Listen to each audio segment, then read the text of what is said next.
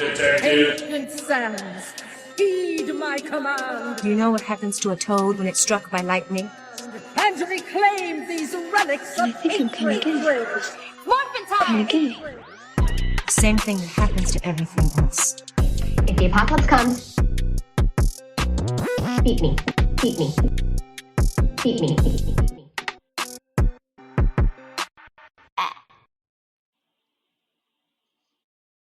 Welcome to Real Hot Nerd Shit, a pop culture podcast where real hot nerds talk about real nerd shit. I'm your host, Ryan. And I'm your host, Shauna. And on this episode of Real Hot Nerd Shit, we are talking about the new Disney Plus Marvel show, Ironheart. And to do that, we have our special guest, probably our most frequent guest contributor and, arguably favorite as well, Ooxie. Welcome back to the show. Hi, everyone. I didn't bring a wig this time. I hope that's okay. It's not. It's actually super not. Yeah, I brought my butch self forward. You brought your butch? So I'm watching Drag Race, right? My butch self forward. Oh, the boy Ooxie. I think there's a wig under there. I'm not convinced. I think you pull that hat off and it's just going to be a flowing mane. I'm just not willing to write it off, okay? It's actually roses, just like... 40 inches. 40 inches. You haven't gotten there. So Shauna is, as we talked about, getting caught up with Drag Race. And so she's finally stumbling on these incredible moments. And so you just finished season 9, yes? Well, give us a status season report. 9. Where are you at? And so I just finished season 9, starting season 10, because season 8 was Bob. Season 9 was not Shea Coulee. Not Shea. Yes, that's right. Sasha the answer Velour. It was Sasha Velour, but it absolutely should have been Shea Coulee, without a doubt. So in a great segment. Yeah. As that was your first time seeing that clip, yes? You had no idea what was going to happen? So you think Shea should have won. What was your response to that? I knew some sort of shenanigans happens, because you had kind of alluded, and I was like, okay, how are they going to go and not have Shea Coulee, who had consistently won and consistently been at the top all season long, was just the real standout, excelled in fashion, excelled in comedy and just everything. I was like, all right, so clearly you are the winner here.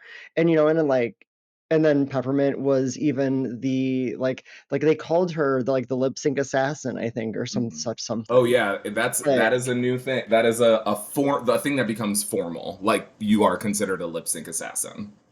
No, and I can see that, and I love seeing those kind of archetypes be created in real time. I think that's really cool. And so we watched that, and I was like, okay, so surely, and I was like, all right.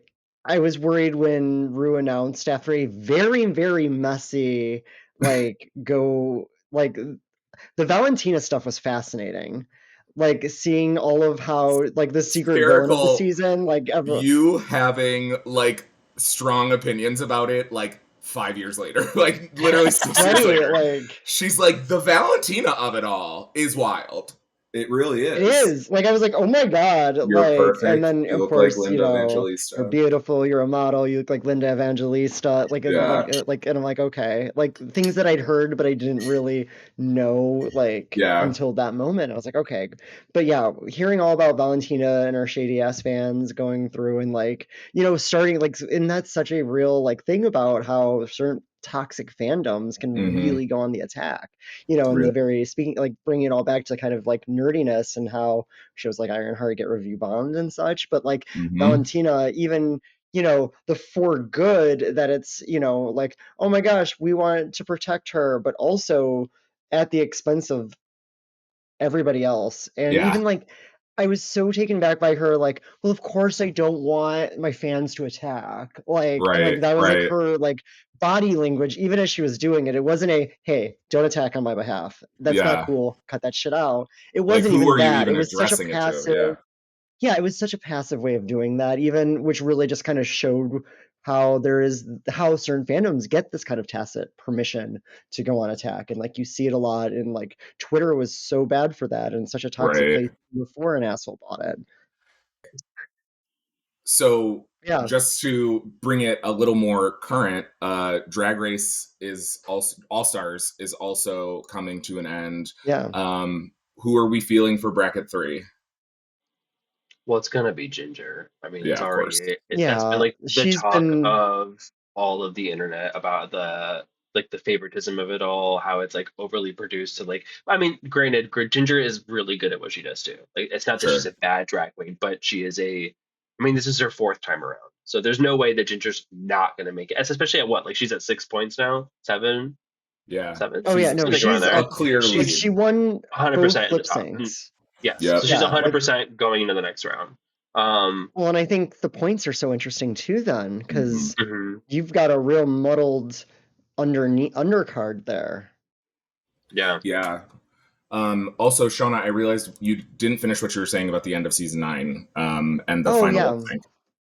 So like, but at the end of season 9 with like, I just look, Shea Coulee and Peppermint are the 2 names that I know as like someone who wasn't into Drag Race before this year. So say what you will, like, but like they won. I'm very excited. Like the world was not ready to have a trans winner of Drag Race, and it's a shame that that didn't happen, because I think the world arguably would have been in such a different place if that had happened, and like really could just rally around and like, you know, bringing it back to our modern moment of where drag and transness are so interchangeable in the eyes of those who do things like write legislation, and, you know, like really like there is no difference, but there is a difference. And Peppermint was really the first queen that made us see that and see the difference between being stealth and being someone who's like, you know, like to take her wig off is such a different thing for her in a different way, and that she was literally presenting as someone else, like, or as like someone else that her ID says, like,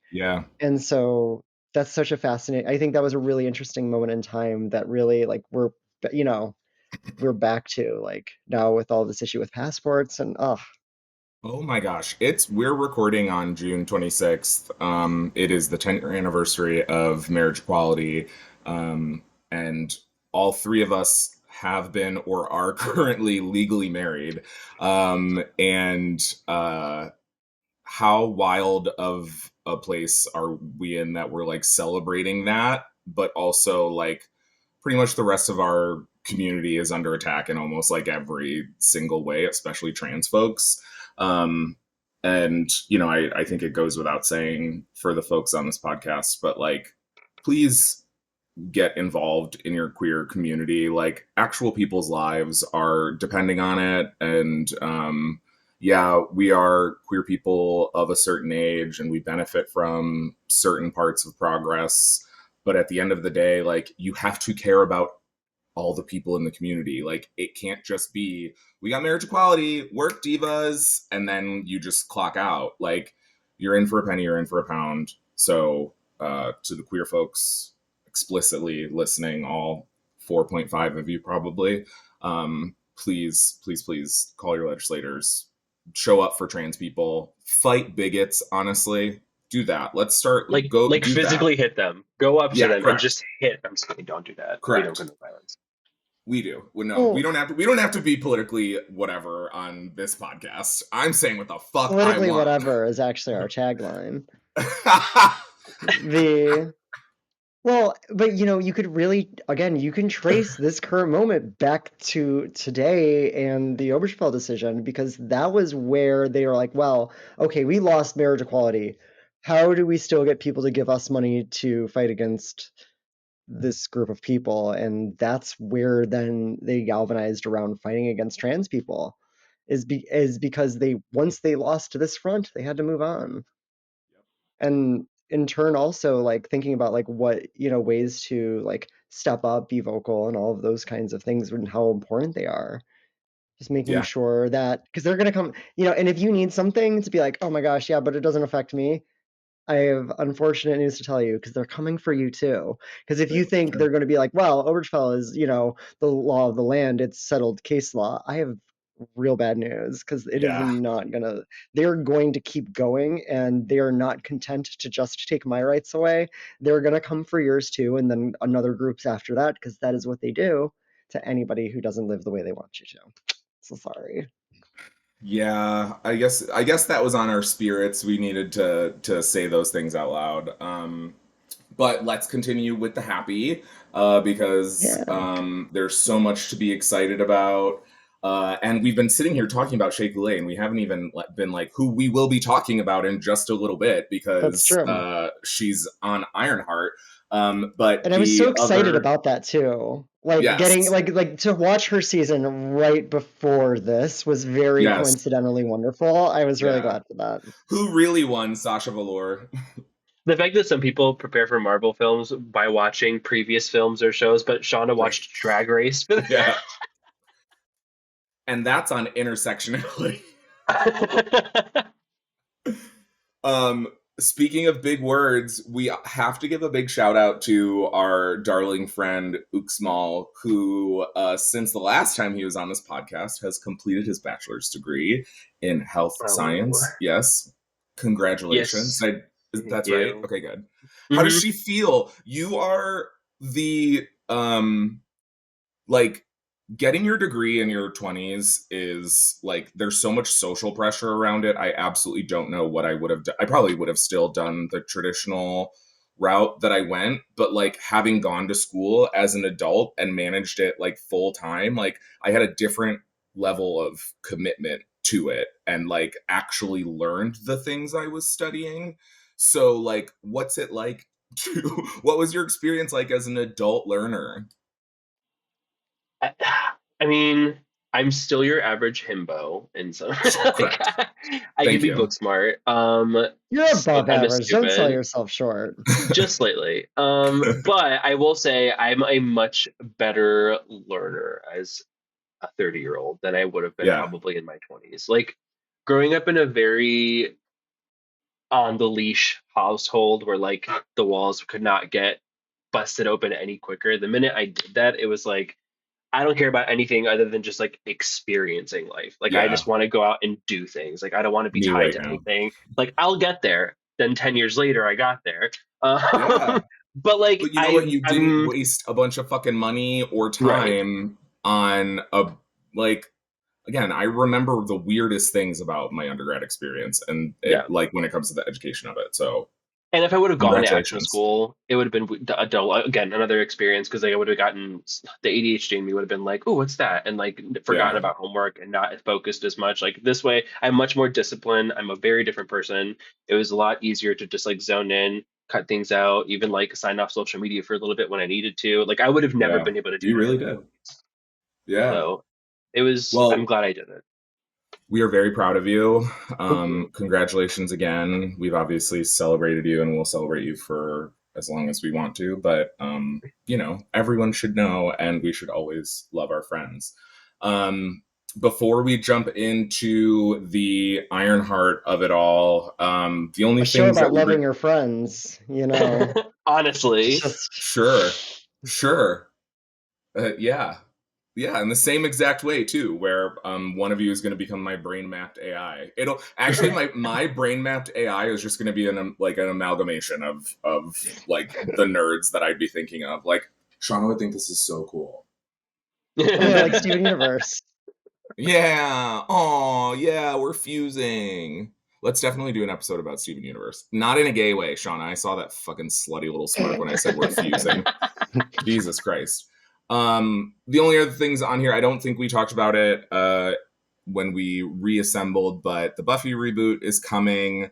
And unsurprisingly, Allison Hannigan, these whack ass fronts for them to try to like reintroduce them into the it's like a television show. I feel like we're on the like I don't know, like the studio or something where it's like, hey, we need to start getting them back in the public eye, and especially as like the twosomes, we want them to be associated together. You know what will really make people think about it? sponsors for a meningitis vaccine. That's really what I'm like. Allison Hannigan and Sarah Michelle Gellar. Let's get them on the Today Show to talk about the meningitis vaccine. Yeah, fighting evil, of course, obviously. Right, of course. Meningitis. High school is hell because you can get meningitis from the water fountains. It's wild. And then now Charisma Carpenter has meningitis?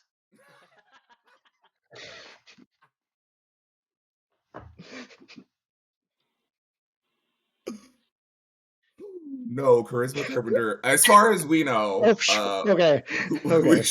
we should go on record. We are not up to date on Charisma Carpenter's meningitis vaccine. Okay. Charisma Carpenter has a podcast coming out called The Bitch is Back. The Bitch is Back. Like, yeah. So again, Bitch is back for meningitis? Shauna, put it down. Put it down.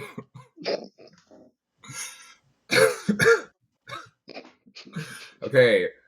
So yes, we do think no, we do believe that this is a great way to get them in front of us again. She'll run this podcast until she doesn't anymore, and then they'll finish off this vaccine campaign. Oh, and look at that, they're announcing Allison Hannigan rejoining the fucking cast of Buffy the Vampire Slayer. Like, give it. I don't think Cordy will be back in the first season of the reboot. I think she'll be back, well, maybe, but not right away. They can't make it too desperate, but. And we got more Fantastic Four trailers, which we will be seeing. Oh wait, next month. Before we move on, so yes, I want to talk about something that Sarah Michelle Gellar said, floating the idea that even characters who died are still able to come back. Speaking of Charisma Carpenter, and so I wanted to discuss what you all think about this, like kind of just like having the canon, but kind of having it a little bit soft, be malleable, not being so tied to decisions from a different era. And I think they're like, because some of my favorite characters are dead. Hey, actually, what a great other segue to Ironheart. Yeah, shut up. No, that's not a great segue to Ironheart. Finish out your question. Oh, well, I was just saying that, anyways. Yeah, but correct. So my question then is, like, how do you feel about like the canon, like being willing to just kind of be like, you know what, that's fine. We could just erase this. This is either a related but different universe, or like, how do you think they actually go about doing that if that's the case? Like, I don't know. Ooxie, your thoughts?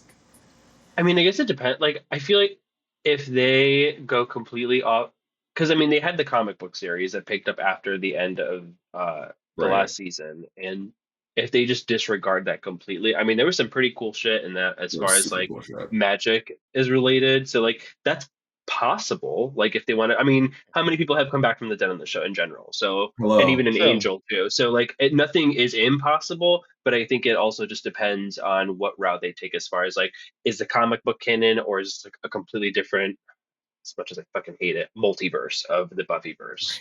Right. Well, so they did give us the multiverse with Slayers, the audiobook, and that I was not wild about it. It was cool. It was really good to have new Buffy content to consume, and I would be lying if I didn't say, it didn't scratch an itch. But like, you can't. Part of what we love so much about Buffy is the dynamic between the characters, and like you don't get that in the same way when you're watching them. Like the story was cool. I like that Tara was in Slayers. If anything, I think it would be cool for them to follow that season 8, 9, because I think season 8. Oh, I don't think that Xander should date. Oh, well, Dawn. Oh, yeah. Well, in all the ways. One, because Xander is definitely not coming back. That motherfucker is. Yeah. He's gone. Gone. And also R.I.P. Michelle Trachtenberg. Yeah. I did think about that. That is a character. You're right. Nikki Brennan is not getting brought back. They have a better chance of bringing the twin. Like, Correct. Be like, Xander. It's like when Spike trying to do American accent. Xander. Yes, my pal Xander here. Yeah, I mean, we don't need Xander back. The only thing like that, as long as they do it right, Anya dying was like unjustifiable, but we had like a really good time with Anya where like I would not be mad at seeing her again, but I don't know that I need Anya back. I feel like I need Cordy back. Like she was I just rewatched Angel season 4, and it's, other than like the bad stuff, it's so good. The whole lead up until we find out that Cordelia is pregnant is so fucking good. Like I was just sitting there like, this is such good fun, like kind of dark twisted television. And like how it just, and the season 5 episode You're Welcome does not do it justice because she still ends up dying. Like we need justice for Cordy. I kind of feel like justice for Tara, because again, like as a queer woman, but like my only thought is it would have been really cool to see Tara's relationship to magic continue evolving. Like, what was her magic style? Who was she going to become as a witch? Like, I think that would have been, there's something to build on there. Well, and a term that we've talked about before, and I think is actually, the kind of almost speaks to the faux progressiveness of Joss Whedon, is Tara Right. got fridged to further the Right. story of her partner, which Who's is a woman. a thing that, yeah, and like it's more progressive because it's a woman, Right. but it's Right. still getting rid of this amazing woman just to further the plot, because just throwing her away, like really, like the major plots, like at least Anya, I feel, had storylines, like going Yeah. through She like her died fight with the fighting. Vengeance Demon. Yeah, she died fighting. She also lived fighting and Yeah. had a lot of different arcs, be it with Xander, be it with Mhm. her relationship with Halfrick and the Yeah. demon, the Vengeance Demon. Hoffren. But to Hoffren, yeah, to Hmm. Hoffren Law. And so, Yeah. So but I think if Tara anyone, got the family, that one episode with her yep. family, called it a day. And that Really was and a great truly, episode, don't get me wrong. I love that episode. But that's like the chunk of season 5 that I'm like, they're in the sweet spot. Fucking Checkpoint and Family, two of my favorite mhm. episodes of Buffy the Vampire Slayer, period. Okay, so now let's get into Ironheart, because we do have to talk about 3 episodes, and this doesn't need to be a Yeah. feature length film. So, Uxmal, what do you know about Ironheart? What was your exposure to her before the show? So I did read her series when it first came out, when it was introduced. Like they called it like Ironheart Iron Man like 2.0 or something. It was like her first Yeah. real introduction, where she's like 15, so the same age as she is in the, no, in the show. How old is she in the show? She's like a college She's graduate. an adult. No, No, Yeah. she's but she's like an adult. no, Because she's Yeah. younger. she went to school at 15 in college. That's when she started college, if I'm not mistaken. Oh, you're right, you're And right, then you're right, she you're right, was you're right. still at school because they made a comment for like 5 years. So Yeah. she is a adult, but a very distinctively young adult. You're right, Yes. you're right, you're right. Context. But yes, they introduced her in the comics at 15, so it's like when she starts college.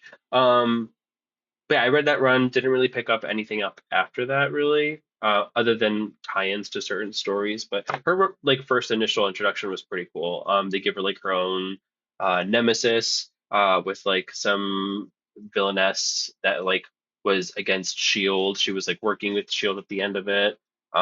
She like teams up with like Pepper in it. It's a really cool, fun story and a really good intro to this like new dynamic character, post Tony Stark's death, that's supposed to like take this mantle. And the way like her story in there matches almost like to a T, minor a few changes here and there, but like to the storyline they built for her in the show, it almost matches like that very first run that they introduced Riri in to like the Marvel comics.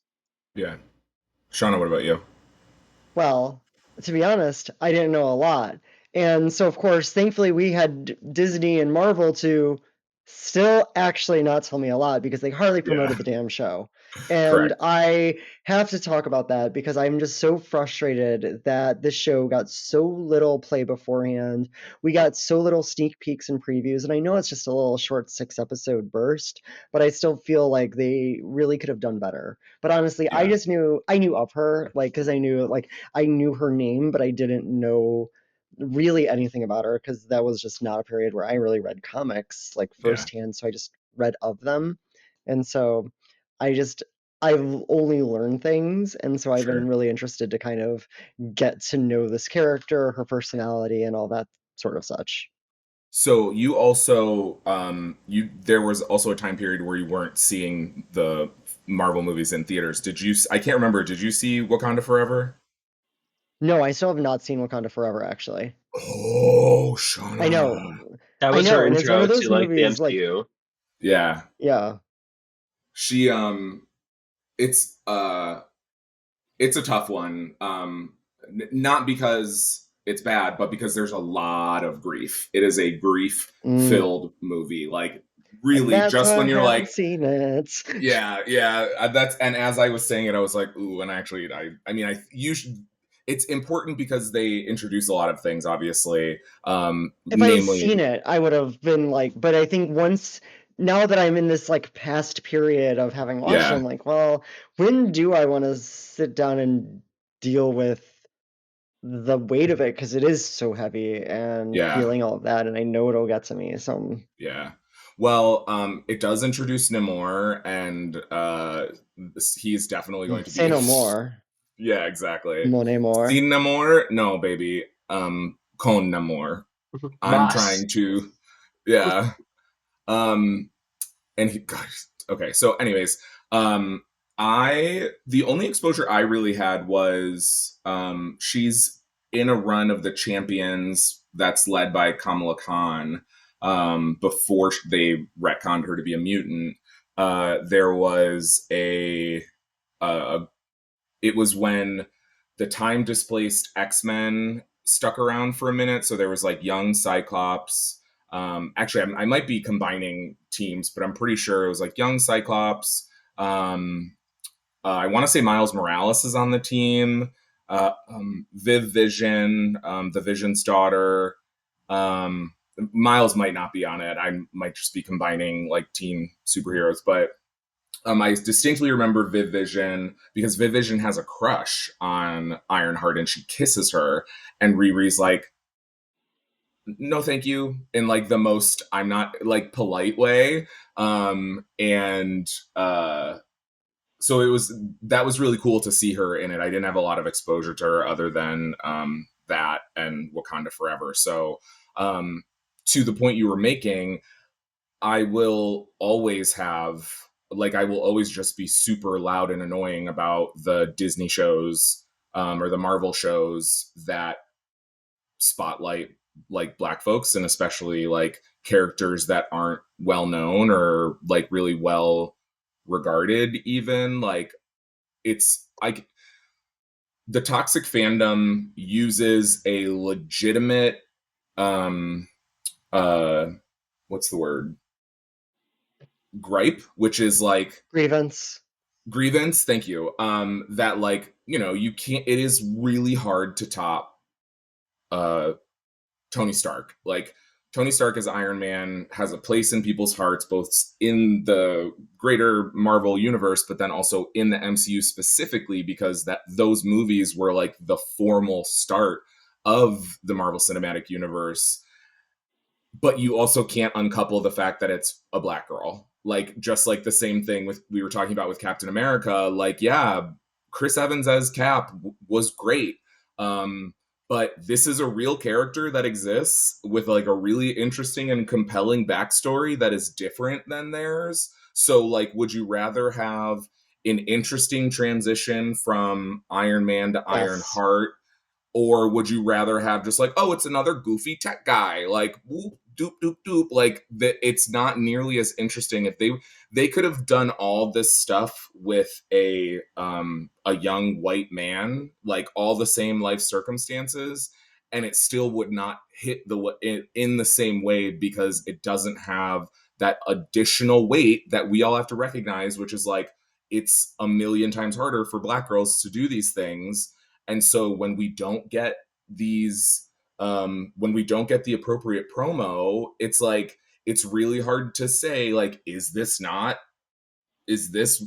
what it is? Like, what is the difference between this and Agatha All Along? Why did Agatha All Along get like daily, in-depth, emotionally compelling promos across multiple forms of media? Like, there were posters in the wild again. Like, they were treating this like it was a movie to be seen, and it was, obviously. But then, like, Ironheart gets nothing at 15 like minutes. like collectively. Yeah.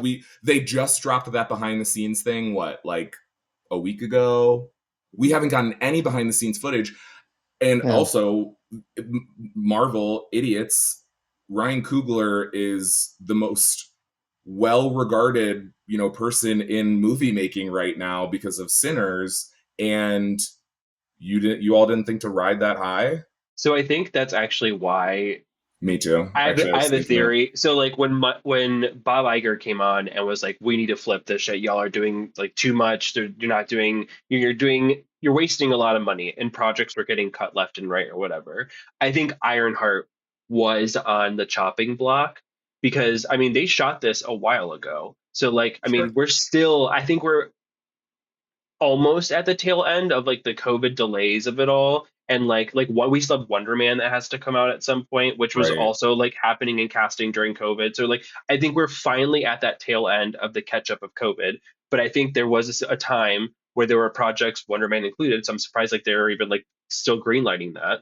But Right. Ironheart may have been on the chopping block. And I think because Black Panther 2 did so well with Ryan Coogler and then Sinners came out, I think they were like, no, we can't cut this. Like like this has to be good because his name is attached to it. And I think that's what really may have saved it. And I think that's why there's so little marketing because the marketing team maybe just did not have enough time to, accumulate everything. And then, I mean, they really should have just done it over like maybe 3 weeks. Like if you're really going to drop these episodes, like do it in twos and like give Yeah. her at least 3 weeks or at least get it into to where it's like the week before the Fantastic Four. You are like, we just got another final trailer yesterday Right. for Fantastic Four. So like you definitely Right. are still getting your money's worth. It doesn't hurt to extend it and give them an extra week and I don't know, give it the time Yeah, it deserves. it's releasing online. Like, why? It's not like they've got to like fit in a TV schedule. You're like, nope, beep boop, press the button, Yeah. cool. Yeah. Now it's like, come on. I mean, there's also, I would actually love to be a part of that decision making team, because there's also this, like, I don't know, do we want to, in like, not that anything the racist, misogynistic, loser, fucking toxic fandom, they should not be considered in any decision making.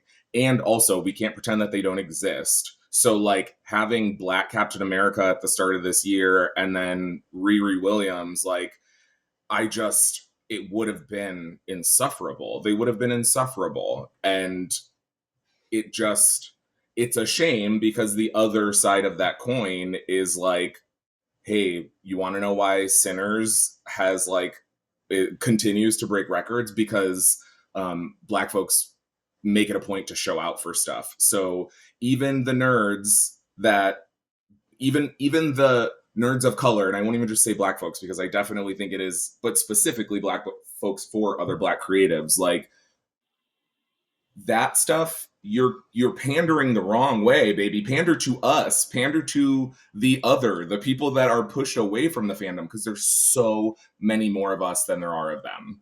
And this show feels so pandered in this, like, yes, and I think that's one thing that I really enjoy. Like, it's very it's clearly so Black. Oh written. my God, it's so Black. It's very much so. Like, Let's get oh into wait, it, because okay, I'm sorry. one thing real quick before we do, because I want to make sure.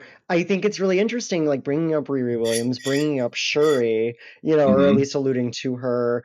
I think it's very fascinating, like I have a child, and like seeing that there's now an archetype of Black girl scientist, and that is actually like a very like it to the point that is like it is its own trope now, which I think is really Sure, fascinating, and which isn't a bad thing because sure. frankly we need more science right now. We need more people to be like, what if, and hear me out, we read a book and actually learned things and did things. And great, yes, please. What if we used our powers for Love good? That. Yeah. For good, yeah. No, yes. But absolutely. And so I just think that's really, like, I love that as a part of this, is I just want to make sure I made call out before we jumped in. Yes, which will come up later because there are other, there's lots of smart black girls in this, and we were hoping, kind of guessing, that one of them that we saw would be Moon Girl and Devil Dinosaur, but we have learned that it is not her. If you are listening to this and have not watched Moon Girl and Devil Dinosaur on Disney Plus, it is remarkable programming that is perfect for your kid if you have kids, and perfect for you as an adult. Like, it's just a great cartoon. It feels so good. But in perfect, now segueing into the actual show, Right. Lunella, who we were just talking about, is Moon Girl, and Riri Williams are two of the smartest people in the Marvel universe. Like, there's no real way to... Wait, what? They're not. Moon Girl, I'm pretty sure Lunella is smarter than Riri. And Riri is probably at the same intellect that Tony Stark is, maybe smarter than Tony Stark, but she's not smarter than Reed Richards or Victor Von Doom, who are two of the most, Victor Von Doom, Reed Richards, and his daughter Valeria Richards are three of the smartest people on the planet. Yes, but I think in the larger canon, when they're talking about, like, the geniuses of Marvel, like, I think they are now included in it. It used to be like, it's just these, the people who are in, like, the fucking Illuminati and in the comics, but, like, amongst the greatest minds, they have superhuman intellect. They are considered one of the greatest, some of the greatest minds in the Marvel universe. Like, and anyways, none of that matters. Well, it does matter. It does matter a lot. But we are going to jump into our Ironheart conversations. We are going to be talking about episodes 1 through 3. So if you have not watched them, this is obviously a time to stop listening. But we or just will not along if you're my spouse. Right, exactly. Please. Okay, I do just have to say really quickly, on the last episode, we were talking about Thunderbolts, and I made a comment. I was like, we could, like, we should avoid spoilers, or, like, give a spoiler warning, but, like, this movie came out in April. Like, if you haven't seen it, just, like, I don't know what to tell you. And then Dara affirmed. Dara said, yeah. If you listen, Dara affirms that, like, it would be silly to not give spoilers. Only for me to find out after recording stopped that Dara had not, in fact, seen Thunderbolts, and I spoiled the entire ending of the movie for them in real time. They never objected or raised. Neither did Shauna. I watched it back. I knew, but I was like, I knew full well that they were, because they are very, like, spoilers are not a deal to them. Sure, and so I knew that, and also I knew that it would be much more awkward for them to point out that they didn't know about it, and then to stifle our conversation. Like, that would be, like, the worst case scenario for them. So I was like, that's what I'm like, I'm just going to, like, just let it rock. Yeah, it was just too funny. Just all of us who have seen Thunderbolts. Yes. Oh, yes. Everyone here is a person who has seen Thunderbolts. So everyone here is a person who has watched all 3 episodes of Ironheart. Barely, but yes. Yes, you just literally finished in time, I'm 10 guessing. minutes before. Yeah, 10 minutes before filming. Great. So, you've got genius Riri Williams, who is, for some reason, being taught by the community the principal of the college at community. So, sure. Jim Rash. And so he's that guy. Yeah, I know who he is. And she is plagiarizing and getting, because basically she's making money for her suit. So she is selling her papers, because it's funny that a world with an AI is not also a world with AI that you can then just use to write your papers instead of having to pay Riri Williams to write them for you. So just, fascinating. Right. The other part that is important, as we mentioned earlier, is This kind of like immediately follows Black Panther 2 Wakanda Forever. She, for people that didn't see it, she is recruited by Shuri and Okoye. I'm not going to spoil it. Because she is recruited by Shuri and Okoye and taken to Wakanda under the guise that it is an internship, that she's been scouted for in Wakanda. So we see her create the suit for the first time. She uses the suit for the first time, and then the show picks back up with her back at MIT in a disciplinary hearing because she has been selling homework. One of the thing, like a couple of the notes that I had, I did notice that when she's doing her whole spiel about her fundraising technique, she like is looking at a spiral notebook, and at one point she flips it over, and the word power is written really, really big with red around it, which we will get to later about the red highlight and how that is probably one of the ways that Marvel likes to drop breadcrumbs. But Riri gets booted from MIT and returns home after yoinking her suit from MIT because she built it with her grant money. She flies home and crashes, and we are introduced to her family, including... Yes, please go ahead, Shauna. Oh, but also, how shitty of MIT to remove the AI, knowing that she is mid-flight, literally endangering her life. That is so New York grossly negligent. to Chicago. Yeah. Right. Yep. How awful. Like, of the many, like, kicking her out was bad, of course. Even though, like, I get it but that was unnecessary. And so I need to point that out.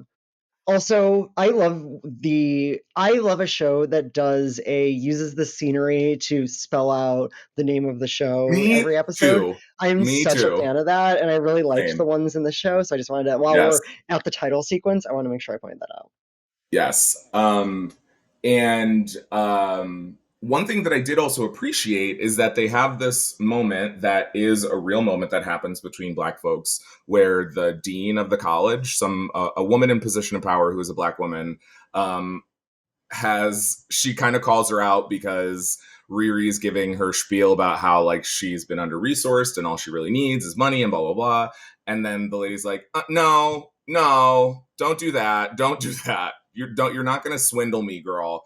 And it is just this beautiful moment of how Black folks do often look out for each other in those spaces. But sometimes like, you did the thing. I can only do so much for you. So we are introduced to Riri's family after an adorable little boy hustles her to take her broken suit in his little red wagon because we love to see it. And we meet Riri's mom and her group of friends, who include Cree Summer, one of the greatest voice actors of our entire generation. I can't think of all the things that she's been in. I'm pretty sure she's the original voice for Susie from the Rugrats. Susie Carmichael, absolutely. And there's so many others. And she's also been on Abbott Elementary the last couple of seasons, and she's so funny. But in the introduction to them, we learn that Riri is experiencing grief and because her stepfather and best friend were killed. We don't get all of the information right away, but that is how that information is brought to us, this like kind of pivotal moment. And we learn that Riri has not dealt with her grief. Like they tell us kind of explicitly about it. So yeah, she had also texted her friend Xavier on the way, and I was like weirdly just like, Xavier, to say like, hey, meet me up, because like she was coming back into town, and he pops his head in when Riri gets there, and he says, hey, Black people, which is one of my favorite ways that Black people greet each other. And so again, this show is super Black. Like it is super Black. So yeah, we meet her parents, and we learn about this grief. First thoughts, any notes there? Feels like a good point to pause and see what our thoughts are so far. Well, it's pretty comic accurate. When Riri is introduced in like her first series, her best friend does die, and her best friend is also named Allie. So it's like a really good, clean copy Okay. paste information wise. Dies the same way, also in a drive by. But when she's introduced, she's not in that grief. So the way that they adjust it from like the comics to the series, like in the comics, I think it happens when she's like 10, and then they introduce her in the comics at 15 when she's like kind of dealt with it. This one, it seems like they're meshing those two, where it's like we're meeting her, she's at this age. It happened recently. I think it happened when she was like what, 16, 18? Yeah, so I think it was before she went away to school. So I feel like maybe it was like right, a couple years because they definitely aged her down. They made her look younger. It's still Riri Williams in the flashback, but like the way they styled her with her clothes and her hair, they were making her look like, I would guess, like an early teenager, maybe 13, 14. Yeah, So and yeah, like they in the comics she has like this like behavior problem because she is so smart that she like lashes out because she's bored and she like needs things to do, and then like her best friend dies and she becomes like very antisocial. So it's a very good characteristics of the character build of who Riri is, and like they're bringing it in this like modern uh present form where they're still kind of like giving us the core of who she is and how she's going yeah, to become like you know, Ironheart at the very end. So I do like that they took those details and included them, and it wasn't just like a brand new story because it's such a good right. story for her. Yeah. And she does say in the disciplinary hearing, she's like, I'm teaching my professors how to do these things. Like they are establishing really like that this girl doesn't belong in an institution because the institutions weren't made with people like her in mind, both in terms of like who she is as a person, but then how smart she is and how much she can create. So we definitely get the vibe that um, Riri's mom and her group of friends are very woo woo. Like they're styled like, very cool, contemporary. Again, I will continue to use the word woo woo black girls. And Cree Summer is, while they're talking about like what sort of happened and her getting kicked out of MIT, Cree Summer is like walking behind them and smudging the place with a sage. And she kind of talks shit. She says like, I'm just trying to clear out all this stank ass aura you brought in, and I'm pretty sure there's something about Riri asks a question like, what stone is good for something, and then there's a joke, and they mention black obsidian, which I did look up. And black, I was thinking it might be some type of nod. I think it's probably just because it's black, if we're being honest. Like there's a lot of crystals that protect you, but black obsidian is a powerful grounding and protective stone with deep spiritual meaning. It's known for its ability to absorb negative energy, cleanse the aura, and promote emotional healing and self-reflection. So that's like a lot of crystals that can help with that. But I think the intention with black obsidian was like just to do more black stuff. But that's just me. I love black stuff. So we now get into a robbery scene, or I think we jumped over the robbery scene when we were introduced to Parker Robbins as the Hood and his gang of friends, including Eric Andre, which I did not know. And I can't look at him and not laugh. Like, I just think he's a funny, not funny looking, but like you look at him and you're like, Eric Andre, and then who is the like mech and tech kind of member of the team.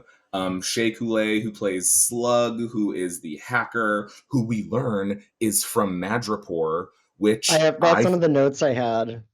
I think they can still make her Dark Veil, which is the first drag queen mutant in the MCU. But yeah, Shauna, what's your note? Oh, well, it was a Madripoor very much linking up with the X-Men, because when I think of Madripoor, I think of the X-Men, or at least corner mutants of the MCU. Yeah, sure. Yeah. But also something that is interesting that I'm actually not sure of is Shea Coulee's character they're not the first. They're one of only a small handful of people who use they them pronouns. I feel like I can remember someone in a recent property, but no, they are top, like first, second, if not first. Yeah, if not, I was gonna say, if not the first, distinctively so, and that's right.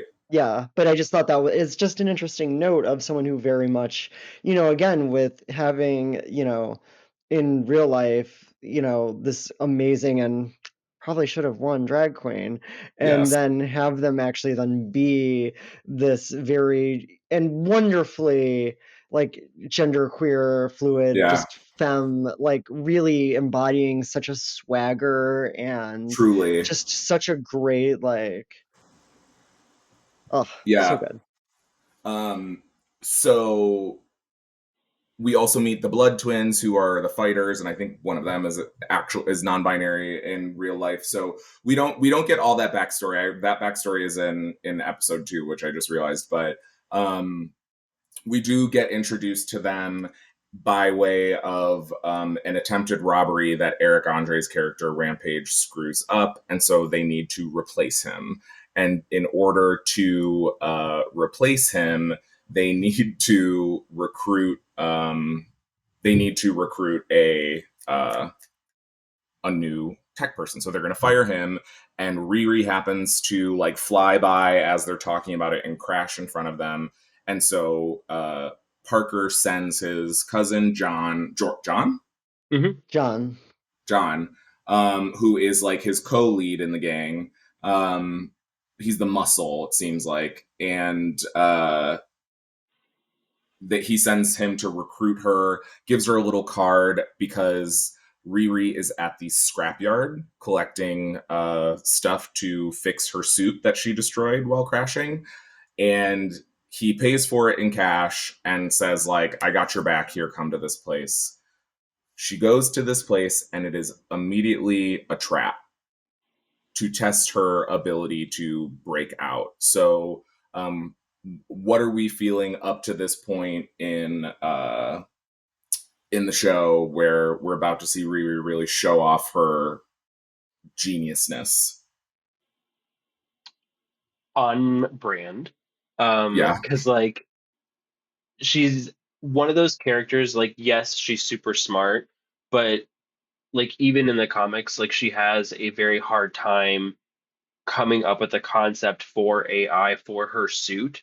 So a lot of the Mm-hmm. things that she does is very much like quick thinking, like using her Mm-hmm. intellect to like work things around. Like in one training, like there was this one panel when she's using an AI that was provided by Tony Stark, where she's like training or whatever. Instead of like attacking all of the bots that were surrounding her, she like distracts them all, and in the point, like in the process, is like uploading this virus to kind of take them all down at once. So she's like thinking outside the box because she doesn't have those things. So that's a Mm-hmm. very Riri thing to do, and that was a cool, subtle way to be like, yeah, she's a genius. Yeah, she just got kicked out of MIT, but like the Right. girl is super smart. She can think on her feet. She doesn't have to Right. be super high tech if she needs to. Like she also can like use her environment to get out of like sticky situations and Yes. protect herself.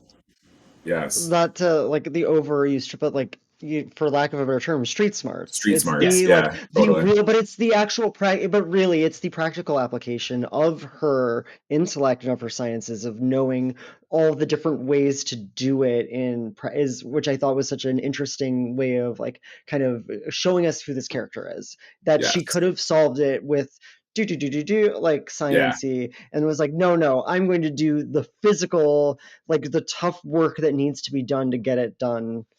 Yeah, I thought that Yes. was a really cool moment. It was. I think you both hit the nail on the head. Like, we need to know who she is, and we need to know who she is fast because it's a short show. Like, they could have, run this out over the course of however long, but like they needed to show us the type of smart she was really, really quickly. And she does it and, breaks out of the elevator and is greeted by this gang led by Parker Robbins in a hood, which I just have to say, I know his name, but it's escaping me at the moment. The actor that plays him. Oh, fuck. I know Oh, his name. Anthony Ramos. Anthony Ramos. Yes. Um, the little pin curls that he has, and then the hood, he looks so stupid. He looks so silly. When he ties his hair back, it looks better. Like when the hood is up and you can't really see it, but when he's wearing that fucking hood with like those little pin curls, I'm sorry, it's so silly. You look so silly. You look like a little kid who's about to do his first magic show for his parents that like he made up.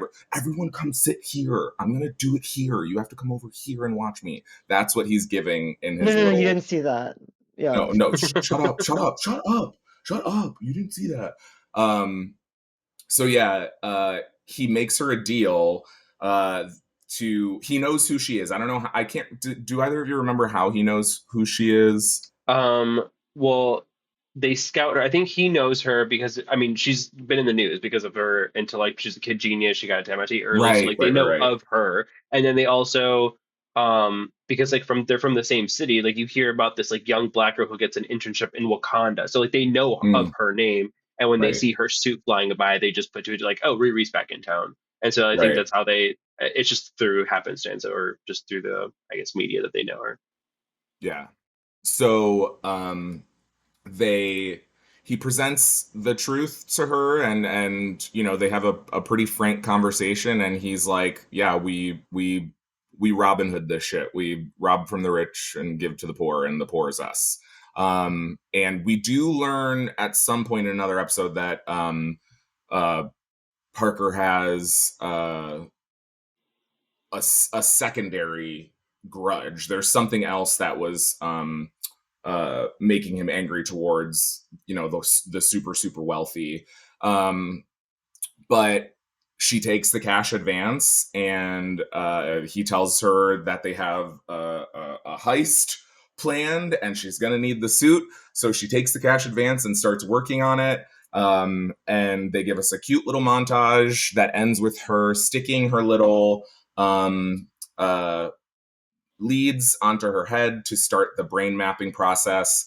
And in this brain mapping process, we get the real details of her best friend and her stepfather in a scene that is really, really sweet and beautiful and sad. And what are your thoughts on that whole the drive-by scene? I mean, it was heavy. A lot. Yeah. It's sad to like think about like a parent and your best friend all in one night and you witnessing it and then being helpless and not being like, it makes sense why she's so shut off from everything else. And like, so like a good thing is she's like the type, let me get this thought out. She's a smart person who has like really given up on the world because of the trauma and tragedy that she has like seen and witnessed, to the point now that she's like, she wants to take control of it and do something to better the world and also like prevent death and prevent such tragedy. Like she is so driven by this, but like you can tell that she like kind of hates people in a way because of she's got a chip everything on her that she's been through. Yeah, she's 100% like just shut off. Like, no, I can't like focus on anything else until I get this one thing done because of this one bad thing that happened to me, and I need to make it right because I couldn't do anything then. Yeah. So what happens after the mapping process? We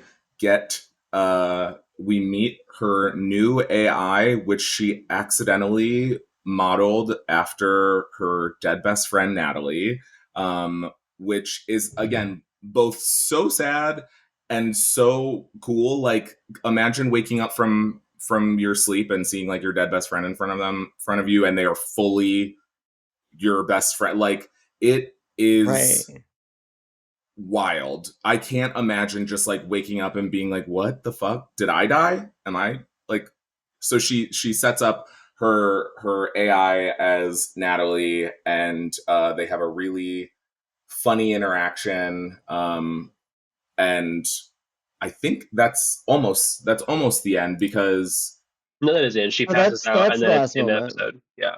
Yes, that's how she wakes up. What's the part with maybe it's happening at the same time, where we're seeing some stuff with what Parker's doing with the hood, because they also use Sinnerman, the song by Nina Simone, which is one of my favorite Nina Simone songs, to like show that he is slowly losing himself to the devil. And it ends on the lyric, him saying, like, of her singing "Go to the Devil," and we see him like taking the hood off, and it is very clear that this hood is not a good thing. Like, it is evil and somehow connected to some very dark shit, but we don't know what yet. But we do have theories Mephisto. as individuals. It's Mephisto. God damn it, it's Mephisto. It has to finally be Mephisto. Oh god, that's Mephisto's music. Like, it's gonna be. Like, I'm really tired of getting fucked with for a character that I have such little interest in. Like, I don't give a fuck about Mephisto. Why am I headcanoning shit about Mephisto? You know, 5 years after we all thought it was going to happen in WandaVision, we're still the Leonardo DiCaprio meme of him pointing at the TV. Like, it's still happening. It's working. You all are dragging us along. But yeah, overall thoughts on episode 1. How do we rate it? How do we for a season premiere? Treat it like a season premiere. How do we feel? I would give it like at least an 8 out of 10 for sure. Yeah. Like, they did a really good job, like I said, of like altering the story, but not altering it too much to like her very first series. She had an AI issue back then. She has an AI issue now. And it's a cool switch because in the comic, she's given an AI persona of like before Tony Stark in the comics like actually dies, he like imprints his entire like brain onto like an artificial intelligence thing, and he actually gifts that to Riri Williams because he's like aware of her, knows the things that she's like going to be doing, and so like that one piece she was missing, he like gifts her, and like that's her AI programming in the comic book. So it's like a cool switch that like her AI programming, again, brain mapping, but it's mapping something different, and it's her best friend now that's in there, which I think at some point in her series she does end up figuring out the AI tech and making her own. And I think she actually does come up with a Natalie after her best friend, but like years after, I think it's like Secret Wars that she does that. So it's a cool just little switch that they did, and like how they're like Tony Stark's dead in this world also, but like he does nothing to her because he doesn't know her in that aspect. Maybe I don't know. Yeah, Shauna, what are your thoughts? Season premiere.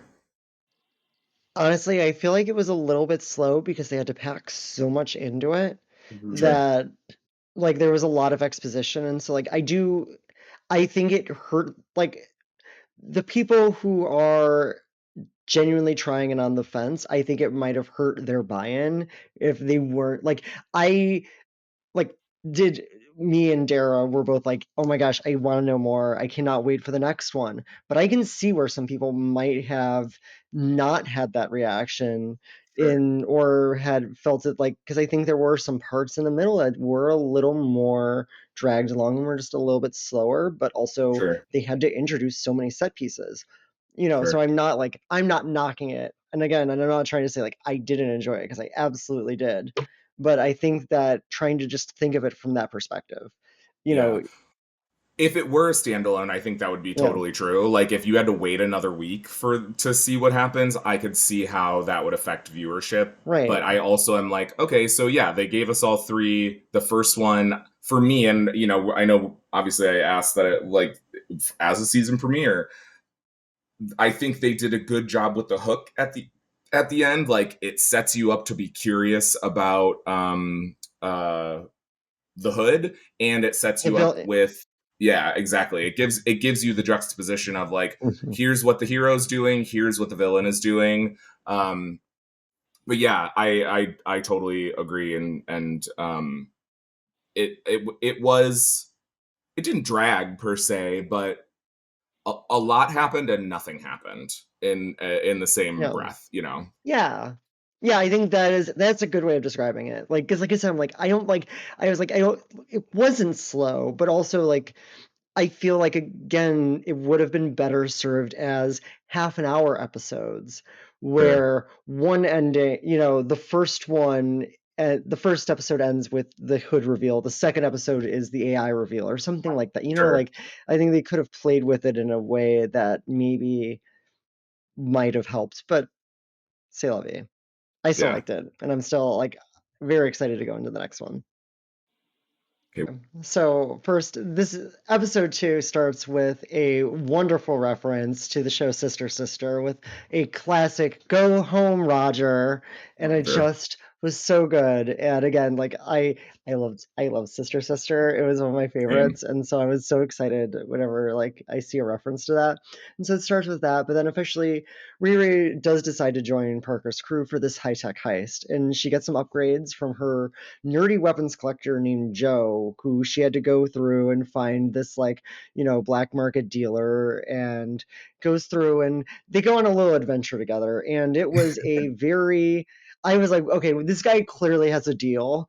And sure, like I was like, okay, what is it? Like, I was like, something is off with this guy. Like, it is very odd. And I think like the end of the episode, I want to make sure we talk about that because fucking bizarre. And so, but we do find out that the guy's deal is that he is Obadiah Stain's child, Ezekiel. And we met Stain. Obadiah's. Oh my god, what a fucking name. Zeke Stain. Zeke Stain. What up, Zeke Stain? Obadiah, we meet him in which Iron Man 2? He was the villain of the first one. Yeah. He was the villain that tried to it kill was him. and the Hammer Industries, like he was like his like number 2, who then ultimately was like, because the second one was Mickey Rourke. Sure. Boo. The way you said it, it's Mickey Rourke. Yes. As himself. And the third one was definitely not the Mandarin. Right, exactly. Okay, so keep it going, and then we'll circle back. All right, so mid-mission, Natalie's trying to break free because Riri is like not having it. She is very much upset with this whole like dead best friend now is her AI that she needs, because that shit's like, you need someone to be like controlling everything in some kind of way. And so she's really grappling with that. And so she leaves her, except then Natalie is, after like they get the part from Joe, because Joe does help because he has a secret bunker that he goes to. So, as you do, and so he has this little secret bunker and goes and gets the part that she needs for her suit and goes, they're on the heist. And so, of course, Natalie breaks free, has conversation with the family member, and with mom. With mom. It was really cute. Like, it was beautiful. And I'm like, and she's like, oh my gosh, this is what a wonderful thing. And like, really shows like maybe you're being a little short-sighted. Except then Natalie shows up and makes Riri a little short-sighted, and she ends up crashing because she's very distracted. Yes. So in the middle of this heist. Yeah, as you do, because not great timing from the not bestie.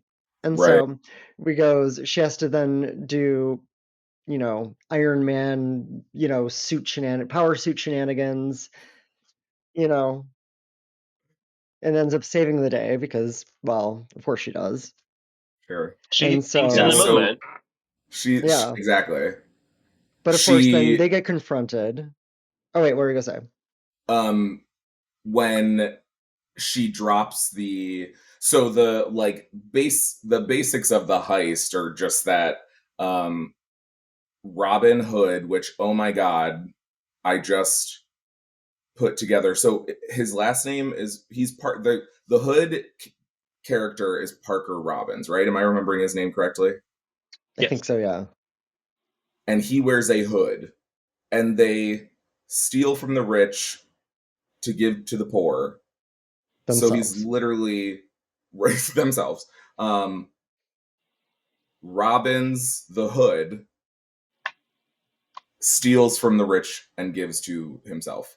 So they have 3 big heists that they have planned, and they decide they're going to go for this weird street one, which it seems like a lot of the trends with the heists are that they are trying to say like these people also don't care about the things that they're doing. So like the first heist is some company that's trying to build basically like an underground tunnel. It's called Tunnel, and it'll drive through congested city areas. But it'll do a lot of damage to the surface. And also, of course, it's kind of like the Opportunity Corridor in Cleveland, where it just so happens to conveniently miss all the scary parts of Cleveland, quote with air quotes around it. And so they're like, no, we're going to fuck this thing up. And that's their first target. And the whole thing is that the Hood is going to hold this woman hostage while like they shut down the whole elevator system. It's a whole thing, but it all is predicated on Riri holding onto a flash drive, which I gotta be honest, feels like a flaw. Feels like something that they could have had a more like, babe, put a little piece of Velcro on it. Why are you holding it in your hand? Like, tie it to your wrist. She has a super suit. Can't she like have like the like go-go gadget USB thumb drive and have it literally come out of her like finger? Like, there was something about her dropping the flash drive that made me be like, come on, we need a better plot device than this. Right, like she didn't even think to magnetize it. Yeah. Like, come on. So she drops the flash drive We're and still has moving. She's settled now. She drops the flash drive and has to think on her feet and proves to everyone that she's in the air. Correct, and actually she's magnetized. But actually she's magnetized under a car. And they have to do this really cool, quick changeover where Shea Coulee, Slug has to like manual control something about computers. They're doing computer virus things, and Shea Coulee has less than like 3 seconds or something to put in the little code that she has to do. Which, by the way, be so fucking for real with those nails, girl. Anybody who has ever had nails longer than your fingertips, you can type fast, but it's going to be wrong. Like that's not. You can type fast and wrong or and slow loud. and correct. And very loud. And I swear, like, she literally is like, brrr. Yes. Like, my fingernails That's are like not even that long. And I'm just like, yeah. That is her superpower. Her hand is like on the actual. It's not even like her hands are resting at the edge of the laptop. Like it's on the entire keyboard when she's like typing. Yes. So it's just like blah, yes. Blah, blah, blah, blah. And like you can type like that. I mean, whatever. We don't know anything about the backstory, and I'm certain that there are people that keep their nails that long that can type super fast. But I was watching it and I was like, okay, and she didn't mess up once. Okay, work, diva. Work, Slug. Maybe that's her mutant ability. Couldn't even not drop a thumb drive, and she's like over here with these long ass nails. Like, you should have put a fucking thumb drive on your nail, girl. Like that would have been helpful. Okay, so they successfully pull off this mission, and sorry, Shauna, go ahead. Oh yeah, and so like they pull off so they pull off the mission, get the big score, but everything's like, so the Hood comes in and is like, well, hey, no, we're the captain, we're in charge, and I was like, and clearly like this attempt at takeover seems very relevant to the whole demonic something or other thing that he's got going on, of like there's like this greater plan at play that we don't know about, but like now that you mention it, having a tunnel underground and leading into then our looking to our second heist, which is this hermetically sealed like seed technology thing. Something that there's something interesting about underneath there.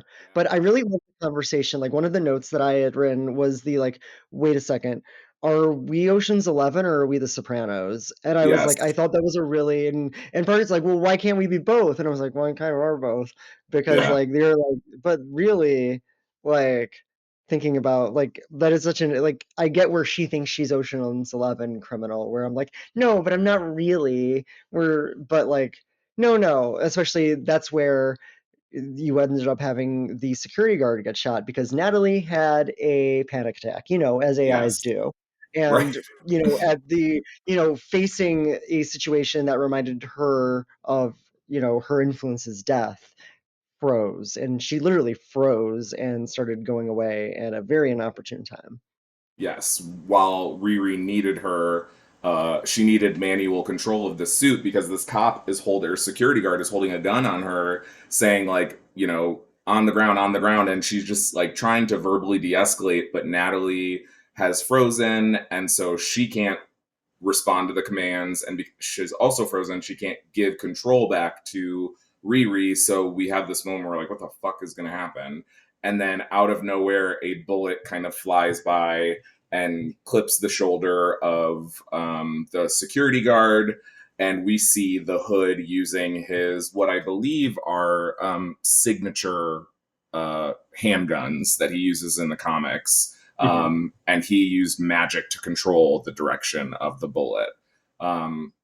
Yeah, so Uxmal, as our most knowledgeable comic expert, I would say, for contemporary Marvel comics, what do you think about this first introduction of the Hood using his powers? We see him go invisible.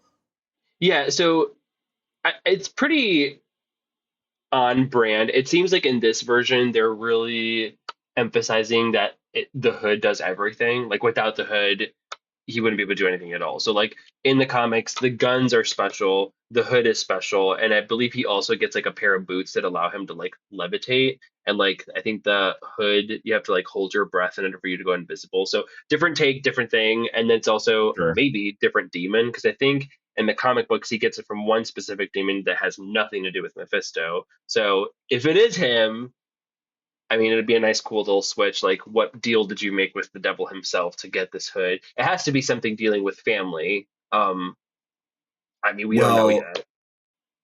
A quick note that I did put after in the little alleyway scene after the heist, where I think Natalie is freezing, where she freezes, and then like the Hood comes up. He and Riri are talking, and over the shoulder of one of them, there's just a bunch of posters, and all of the posters are for it's like a person, and then it says Faust, and Faust is in reference to a Faustian deal. I don't know what it is from, but that is one of the original characters that sold their soul to the devil to get what they wanted. So that like selling your soul thing is referred to as a Faustian deal. And so the fact that they literally are telling us right over the shoulder, like, he made a deal with the devil, she's probably going to have to make a deal with the devil. But we don't know. We won't know. But it's very clear, like, this Hood is, as we've said, like, not from somewhere good. It came from bad. It's bad. Yeah. One of the other notes that I had, they're playing Shaka Khan Ain't Nobody over the entirety of the heist scene, and I was like, I don't know what the fuck this has to do with anything, but I am absolutely here for it. It's like one of my favorite songs. How can you not feel just like a bad bitch listening to Shaka Khan's Ain't Nobody? Please. Yeah. I think that was one thing. By the time I got to episode 2, I was like, am I crazy, or is like the music in both episodes of this like really great, like from scene to scene to scene, like it's really good. Yeah. Oh, Ryan I mean, Coogler, we didn't even GP. make comments on the Alanis Morissette sing along in the Yes, car. Like, yes, that was such a great moment. Like, absolutely. And one of the other things from that Joe McGillicuddy scene, that's his name in his fake name. Joe McGillicuddy. Joe McGillicuddy, but it is truly better than Zeke Stain. But they both are like, as they were driving to go get the parts or whatever, they both lie to each other. Like, he's like, yeah, you know, I'm just a regular guy. I like to collect, you know, weapons grade technology. And she's like, yeah, and I definitely am just doing this for like a science project or something. Like, they're both lying to each other until they stop lying to each other. But in one of their first interactions, he says, like, you know, I typically wouldn't do this because I'm not supposed to, but I don't mind doing it for an underprivileged youth, which is just, it really took me down. It was very funny. It's something as self-important, like, you know, wealthy white person would say, like, I just love helping underprivileged youth. Yeah. Give her your shit and let her, and take the fall for her when things happen in the next episode, which, any other main things that we want to touch on? Yeah, please. I want to talk about the menacing cutting of the flowers, like that, oh my God. so he steps in dog shit on this yard, and all of a sudden, like, the music gets very ominous, and I was like, oh my gosh, what is going on here? This, like, very heavy, and he goes over, like, with, like, his scissors, and he leans down to the flowers, and he's like, just cuts the flower heads, and I was like, why is this having such menacing music? Like, where he's like, they played like a villain track over it, like, where I was like, shit. And I'm like, oh, he cut the flowers and grabbed one. What? Like, I was like, what is he going? Is he gonna kill this woman's, like, or like, I was like, because that's where they kind of like where the musical cues were going. Were like, oh, he's the secret big bad, and not just like he's cutting her flowers. Like, haha, see, you were a jerk, so am I. Like that. That doesn't need menacing music. Without the music, it's very much so like I took it as Riri had been saying to him, like, stop letting people fucking walk all over you. And there is actually a funny callback where he gets blackmailed for something by a coworker, and then Riri immediately blackmails him, and he says, like, did I really just get blackmailed twice? And then that happens again in the next episode, and Riri's like, did I just get blackmailed twice? Joe has that interaction with his neighbor, and she's an asshole, and he just like lets it happen instead of being like, I'm gonna shove this shit down your throat if you don't pick it up. And so Riri is telling him, like, you can't let people walk all over you. And so him going over and cutting the flowers makes sense as like a, you know what, Riri was right. Yeah. I'm gonna go fuck up this lady's flowers. But yeah, with the scissors, like, why don't you use your bare hands, weirdo? Why did it have to be so methodical? And just like the real, like, haunting, like, something is afoot here, like something bad's happening in Oz. Yes. Yeah, and I was like, oh, he's kind of okay, like, and they didn't show the cut flowers. They just show him cutting, and then he like pops up and has one in his mouth. Yeah, I was 100% convinced he was going to go over and like stab the dog, and I was like, "Please just stab that white woman! Like, don't stab the dog!" Like, yeah, like I thought, because I did think like the white woman was getting stabbed was my thought. Like, I was like, okay, like he's gonna kill her. Like, oh great, like it's like, yeah, she sucks, but weird. Like, leave the dog out of this. Like, he does not know. I just thought that was a weird choice. I will say, but so then so that's how our episode 2 ends off, and that's where you then ultimately do find out what's more is that maybe it's that he does have these kind of, like, darker impulses that he has to control, which is why he just lets everybody walk all over him, perhaps. Maybe that's kind of what they were doing, because he is the son of, a very bad person, forgotten villain from literally the first Marvel movie. Yes. And which obviously is kind of like, an interesting full circle, like, connection. But you assume that people remember who the fuck Obadiah Stane is. I will never forget Zeke Stain. Sure. Never forget, because it still smells. Any other thoughts from episode 2? My only one is that the actress that plays Natalie, that one Black content creator who does like the Black teacher at Hogwarts, and like she plays like the unspoken. She has like a Black mutant character, and her mutant ability is just that her ass is fat. Like, she's a very funny content creator. Natalie reminds me so much of her. I'll like find a clip and send it, but she reminds me so much of that content creator, like in how she talks, not necessarily in her face, but a little bit in her face. But she kind of reminds me of that content creator. So every time, Natalie is definitely good comic relief. Like at the very beginning of episode 2, she also says "How Sway," which is like a Breakfast Club, not the movie, the problematic podcast that's run by Charlemagne. An iconic reference is "How Sway." It's anyway, Kanye West. So that and the "Go Home Roger" moment, like, again, Ryan Coogler EP'd this. The music, definitely either his influence or the people that he hired with good taste. Yeah? Yeah. All right. Okay, Ooxie, take us into episode 3. For definitely the first Wait. time. So we find our little group of misfits celebrating their glorious first heist together, even at Riri's very quick thinking expense, and then finding out that something might be suspicious with Parker.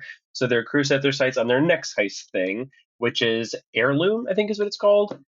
Which is like a high-tech agribusiness with like a shady floating greenhouse sort of vibe where everything's like it's like the Pentagon of greenhouses. But they sneak under, excuse me, they sneak under with like not being detected because it's like a very, it has metal detectors like out the hoo-ha where like anything metal that's on you, it will detect and immediately lock everything down to like protect the bio sphere of it all. So like nothing metal is allowed in there. So they're trying to figure out ways to break into this establishment. And Did you Sorry, think of I Highway can't Short? stop. I was immediately thinking of the movie Biodome, and was like, you said no metals, but Brendan Fraser is allowed. yes, 100%. Brendan Biodome. Wow, what Fraser a and Pauly Shore. throwback. I know. I actually kind of forgot Pauly Shore was the other one. So you said Pauly Shore, but I was thinking Brendan Fraser. I was like, whoa, I just remembered the entire movie all at once, including Pauly Shore definitely making me feel gayer than Brendan Fraser did, if we're being honest. Because Yes. Pauly Shore was just so horny all the time. I was like, yeah, me too. Anytime Okay, I hear sorry. that one song, that we can dance if they want to, Oh my I just think of that god. movie. That's the first movie I think. Oh my god. But anyways, after they develop their own plan to investigate how to get under there without getting detected, Riri and Natalie develop their own plan on how to investigate Parker after their suspicions continue to arise. So she decides to ask her new friend Zeke for this bio mesh thing that can cover metals essentially. So she tries to sneak in this laser uh, slicer of sorts to try and cut off a piece of Parker's cape to learn its secrets and see what kind of energy. Because Natalie has mentioned that there's like this weird energy force coming off of it, but it's not anything tech that she can pinpoint or not anything of this plane that she can detect. So she's definitely saying so it's the cloak for sure that we have to analyze and figure out what gives Parker his judge to get from one place to the other without being seen. So Well, and also, like, what a great throwback to that aura bit, like, where, you had the smudging happening at the Yeah. beginning because someone's aura was off, and now she's like, actually, scientifically, this guy's aura's off. Yeah, So, I the love vibes are that. bad, is what I'm saying. Yes. Scientifically, the vibes are bad. I love that as like as like an excuse to An not go official somewhere. designation. Scientifically, yeah. I cannot go because the vibes are bad. Sorry, I got some evidence-based research that the vibes are bad. So, anyway, You're welcome, listeners, for a new excuse. Right. So Riri goes off suit using her biomesh to slip inside, grabs the cape fragment, but then her laser cutter trips the sensors, and the facility immediately locks down and floods the greenhouses with CO2. So they're having issues and getting out of this. There's like half the crew's locked inside. Then Riri's suit and John are outside of the facility, while Parker is like weirdly talking to like the CEO of it all, trying to like the CEO is like trying to talk his way out of it, saying, I can give you more than just money, like just take this and be on your way. And Parker, that's when we start learning that there's definitely more behind his intentions of attacking this one specific facility.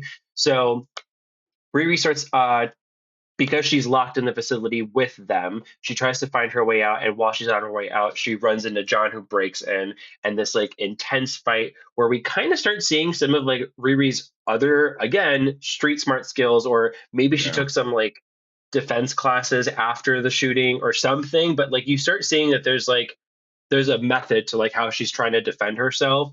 Granted, he like overpowers her because he's like 10 feet tall and she's so small. She's so small compared to him. But this intense fight breaks out, and John, who believes that she has like turned on them and tries to like kill her, and then she evidently gets saved by Natalie, leaving John behind to suffocate, not intentionally, but like her like primary objective was like get Riri out of here because they're both suffocating under the CO2 pressure, and gets her out. But while they get out, the door closes behind them without them realizing it, and then John is left to suffocate and die. So she later like panics when she realizes that the biodash also like was given to her by Zeke was left on the scene during the fight with John. And so then things start building. You start seeing Parker mourn for his cousin because he learns that he got killed in this heist. But then this like mystical whisper and a vision of like a giant iron suit pointed towards Riri as the killer becomes like a division, like whatever this entity or this being that Parker made a deal with starts like, you know, stirring the pot basically and saying like, this is actually who killed your cousin. This is who you should be mad at. Don't get pissed at me because I've given you everything, and like starts really like feeding that rage that Parker has to like start giving Riri her first nemesis. Yes. So one of the things I thought was really cool that they did in the episode, so like, you know, Natalie says the vibes are off, and after she saw Parker shoot the security guard, she was like, okay, so maybe the vibes are off. And that's when they like come up with this plan. But we see how Riri uses like her iron suit in sentry mode, basically. Like she has Natalie run the suit independently while she's like going underwater and stuff. And so John, who's like patrolling with who he thinks is Riri, when he sees her going in after the sirens and stuff go off, after everything starts to lock down, he's like, what the fuck are you doing here? It was this moment where it's like, oh, come on, just like tell the truth. I don't know, maybe don't lie. Tell him the truth. Look, I was scared. I'm freaking out. I'm not going to do anything bad. I don't want to get anyone in trouble. But like that hood is bad news. The vibes are bad. I got to know about it. And I think John would have, because we also saw that John was skeptical of the cape. Like John, I think in the previous episode, that was when they were playing Sinnerman, was he has to tattoo. We haven't learned what it's about yet, but he has to tattoo Parker. And like with the tattoos, we also were seeing this like spreading of like these like evil kind of veins throughout his body. And so there's some connection to like the hood and what it like something physically happening to Parker's body. And so John is like, yo, you have to stop using this. This is not good. Like it's hurting you. And if Riri would have said the same thing, like, I don't think this is like, I don't like this hood thing. Maybe neither of them would have had to die. But she had Natalie go and save everyone else and then come save her next. And that's like how we end up getting John dying. And then Parker gets mad and it's like, come on, communicate. Mm-hmm. It's all just a mishap of miscommunication where someone dies, unfortunately. Unfortunately, right.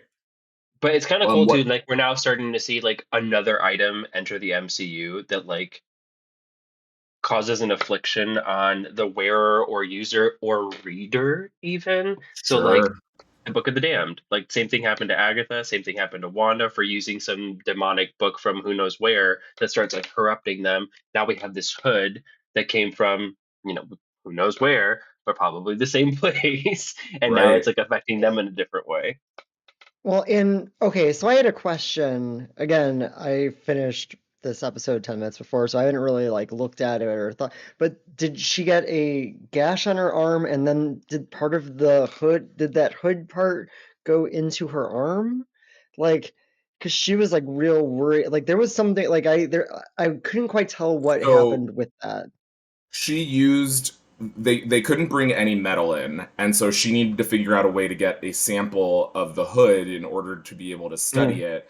So she uses the biomesh technology from Zeke Stain to cover the laser cutter. So she successfully cuts the piece of the hood off, but then in the fight with John, the mesh falls off. And so, like, because it had already started to fall off, and that's why the sensors went off because she was like using the laser for too long.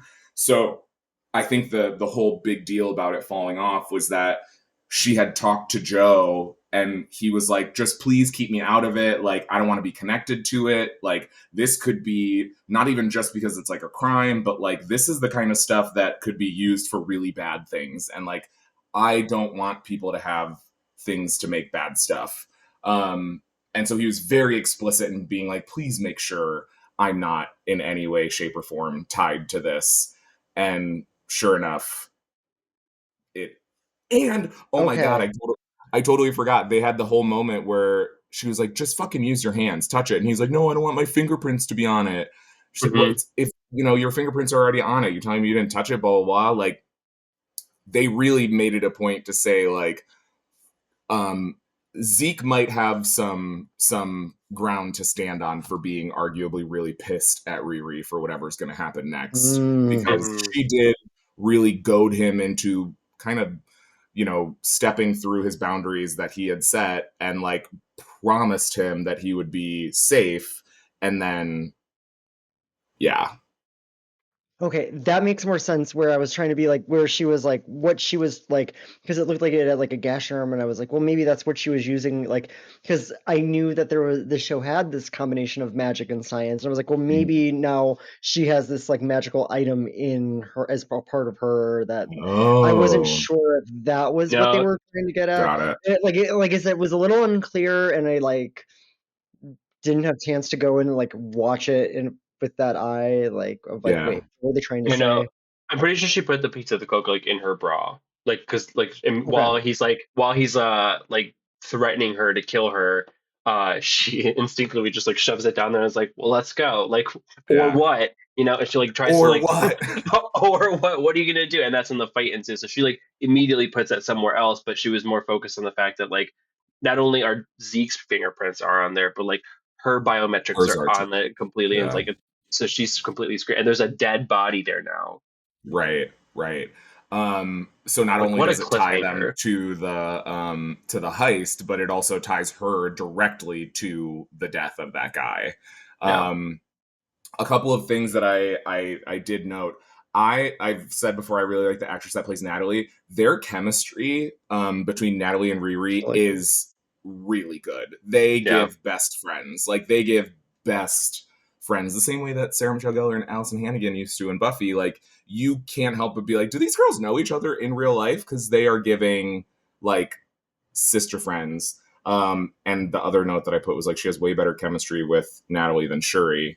Not that we have to compare them, but like, one of the things that I was not wild about with Riri in Wakanda Forever was like the dynamic between her and Shuri doesn't ever really feel like settled. Like, it's two black girl geniuses. You see it and it works, but it's not in this way where it's like, I don't know, whatever. No, I'm curious. Well, because I know that was my first thought is I would love if they bring Moon Girl in and I would love to see how these two black girl geniuses interact with each other. Was like literally my first thought is like, are they rivals? Are they like immediate besties? Like, where is it like? Totally. It's also I think that might have been like intentional too with her and Shuri, because like Shuri's older than her. So there's like a level, it's a different level of respect compared like when you put like Bruce Banner and Tony Stark in the same room, there isn't like an unevenness, like they're equals and they're coming together to like make the Infinity Gauntlet, essentially, like the New Age one. So there's like different dynamics, and I think they were intentional about like, yeah, they're two girl geniuses, but Shuri definitely has like a step up on Riri because Riri's still young, she's still learning, she's smart, maybe not as smart as Shuri at that point.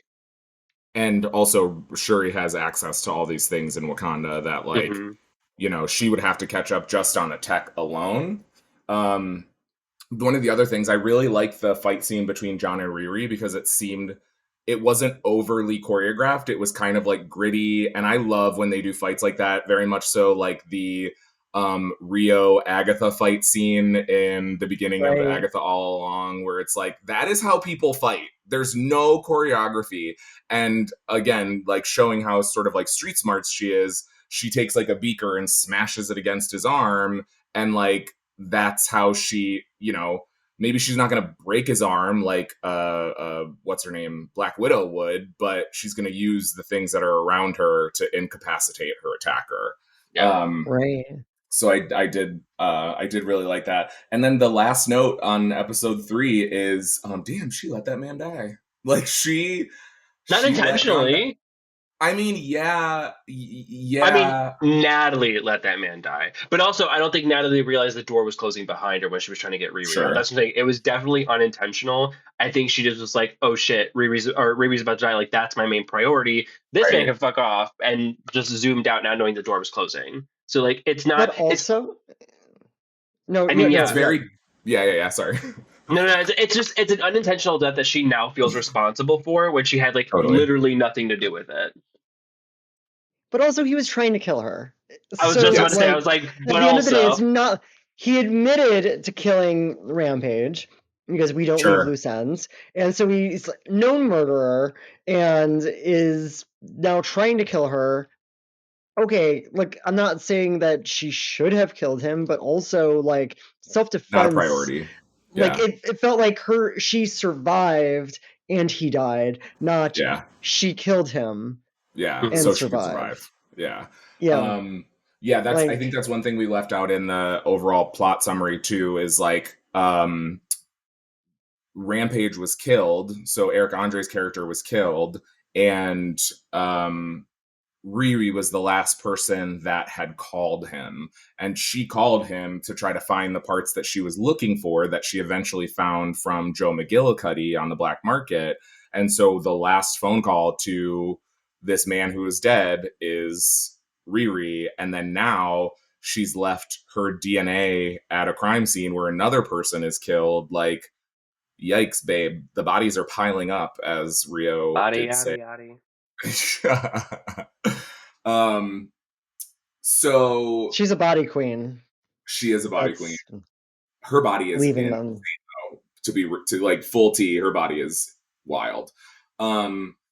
So at the end, also Ooxie was kind of talking about how we get this like these whispers, and like once again they are making it very clear that there's a nefarious influence. So when Parker finds out that John was dead because Riri heat scans the place, no one knows that Riri was involved. No one knows that Riri and Natalie had separated and she was operating independently. Right. So they're like, where's John?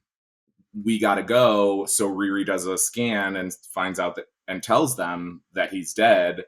And then, that's how we get this really vengeful, angry, mad Parker who is like, I did everything I'm supposed to do. Like, this wasn't supposed to happen. How did you let this happen? And he's just yelling at the Hood, essentially. And that's when the Hood is like, well, this girl, Riri, killed him. And to fans, people who are again paying attention, looking for it, there was definitely more. I thought we were going to get the outline of Mephisto. I didn't think it was going to be the outline of Riri. I thought we were going to get to see Mephisto, because they start to show a part of a shadow and then they pull out and we see it. We're never going to see him. We're never going to see him. But yeah, we will. Episode 5. Yeah, I can't. We will. Well, okay, so now let's get. So we will have been Mephisted by episode 5. Is what you're going on a limb saying. Get the boy butter. Ooxie, first and foremost, you shouldn't use boy butter for fisting. That is solely. That's not a good fisting lube. I wouldn't know. Mostly because it comes in such small containers. So, episode 3. Overall, how do we feel about the first 3 episodes? Good. Great build-up. Great build-up. Like, it was a good, steady pace. Yeah, I couldn't wait for more. And, like, honestly, my mouth was left agape at the end of it. Because I was like, this poor girl has yet to deal with her grief of her best friend and is now, like, fully having a panic attack because somebody else just died on her watch, or, like, because of her, or she was involved in some way, shape, or form. Like, and then we have to wait a whole nother week to figure out how it gets resolved, where she goes to for help, what's going to happen. Like, it was a good cliffhanger. and a great setup to what's to come, because I think from here it's about to be like balls to the walls with like action and even more cool shit. Shauna, what was your feelings on the three in general? I mean, I wouldn't describe myself as gaped over it, but I really, really enjoyed it just the same. No, but like I Same. loved it. It was so good. I thought that it had a I want more of the team, and I'm worried that because of the vision of the suit at the end that we're going to see the team break up now, not even get 3 full episodes in, and so I'm a little disappointed at that, but Yeah, that's I'm really really my big thought. curious. But yeah.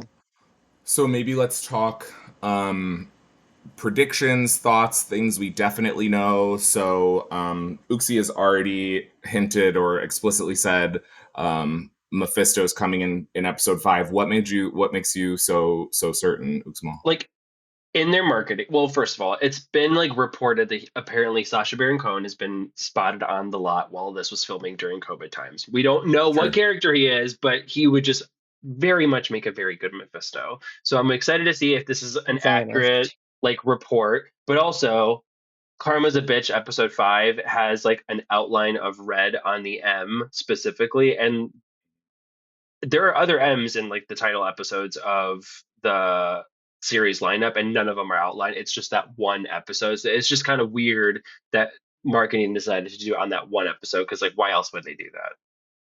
And it's the same like red ink that I noticed at least in the first episode when we see power written really big. Mm-hmm. And again, it is giving, this is like such WandaVision fucking like throwbacks of being like, yeah, and the way that it blinked red, and blah blah blah, like it that and like uh that is, if I can't remember if I'm thinking about Majin Buu or Mephisto. I'm pretty sure it's Majin Buu actually, now that I think about it, that has the M on their little insignia on their belt. But I think it's Majin Buu. I don't think it's Mephisto. From like Dragon Ball Z. Yeah, yeah. Yeah, I don't think Mephisto has like any um emblem. He's a devil. He just wears like a cloth, and I think it's like a skull. Yeah. Let me Yeah, it's just all drape. I mean, he is a pansexual at most, like just this very gay, very deliciously sassy devil that just loves being draped in capes and cloth loin, covering his loin area. Like he's not very much like, I need an emblem. Yeah, it's Majin Buu, by the way. I did Google it, and he has a giant M on his belt. So not me pulling from a different weird sub nerd category. Other predictions. So we did get a glimpse into the next couple of episodes. We got a little teaser. We see her using. She says, "I have to fight magic with magic." So we know she is now going to embrace some magic practices. Which, correct me if I'm wrong, Uxie, that's not a thing. There's no crossover like that, or no. She's just a tech girl in the comics for the majority of the time, right? Who, Riri? Yeah. Yes. There was a run recently. I don't know if it was that. Actually, no, that wasn't magic. I'm sorry. No, that was the mutant metal. What was it called again? Yeah. It's not Uru. It's It's just an in M. mm-hmm, Mysterium? Mysterium. I think that's what it is. So Same there's brain. a crossover with like the mutant metal, but I don't think I've ever seen her crossover with magic before. Yeah, and this, it's like not a super common thing within the Marvel universe. So this is actually very cool that they're bringing these two things together. So we see her using sigils, like a specific type of magic that we also saw at the end of WandaVision, like the same glowing red color, which we learned is chaos magic, which is tied to the Book of the Damned. Well, it's not tied to the Book of the Damned, but it is. It's all related back to Mephisto and the type of magic that is being wielded. So it is giving us a lot of hints about Mephisto. Who do we think are not the hottest characters. Who are our favorite standout characters thus far? Shauna, who are you in love with? I mean, honestly, Slug is the only one of that little group that has any personality aside from the Hood himself. And they're all Clown. kind of, yeah. No, Clown true. is silly, yeah. But continue, I'm sorry. Really, no, I think that, I hope that this really boosts Shea Coulee's star and that we see them more in this kind of role. And I love seeing this kind of queer character that just frankly hasn't had a long time to exist be represented on screen. Totally. What about you? I mean, Natalie is my favorite out of all this. Like, she's been That's fair. She's been my girl. I love her so much when she's on screen, and the fact that she has like the same kind of it's like the level of sass that Tony had with like Jarvis, but like it's like amplified more, and it's more fun because it has personality. It's not just, you know, Jarvis being Jarvis and Tony getting annoyed with his own AI. It's that at a different angle, and it's such a beautiful, cool, the way that she formed and comes to fruition is just really cool. I'm obsessed with her, and I hope nothing happens to her. Like, she better not get like deactivated. Please don't do that to us. Please don't. Not again. Don't take her. Not again. Not again. Oh my god, yeah, deep. Oh my god, I can't lose you again is absolutely, oh my god, that is a prediction. That gets said. Totally. Great point. The AI she never wanted and loses and gets sad about it. Right? Yeah. I think Natalie is my favorite too. I also really loved Clown.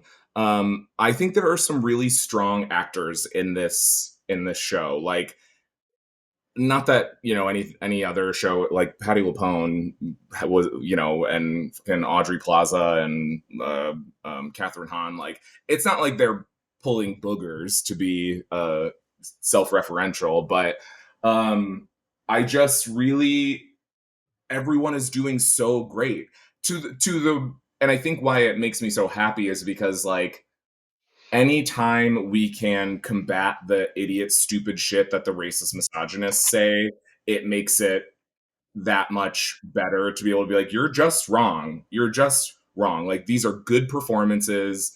The characters are well cast. They're interesting. There's funny. It's heart. There's darkness to it. Like, there's so much to this show. And despite his stupid little pin curls, Anthony Ramos is, like, fun in the MCU too. Like, he plays a good, darker character.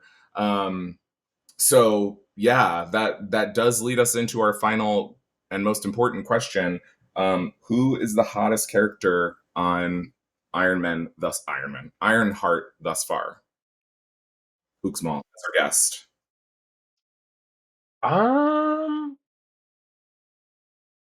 I mean, probably I can't decide between Anthony and John. There's something about John, as much of an asshole he is as he is. I'm like, okay, you can throw me. That's fine. Totally. You're right. I was disrespectful. I'm so sorry. I'm so sorry. Teach me my lesson, Daddy. Sorry, I'll kill you, Daddy. Right. Totally fair. Sorry. Okay. Sorry you died, Daddy. Kisses.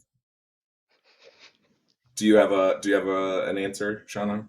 Anyone who can type with those nails can probably do other things with them too. Going with Slug. Lion. Yeah, her friend Zay, that she hangs out with Xavier. I think Xavier is actually, like, a real hottie. Anthony Ramos is definitely attractive, and Riri's body is insane. But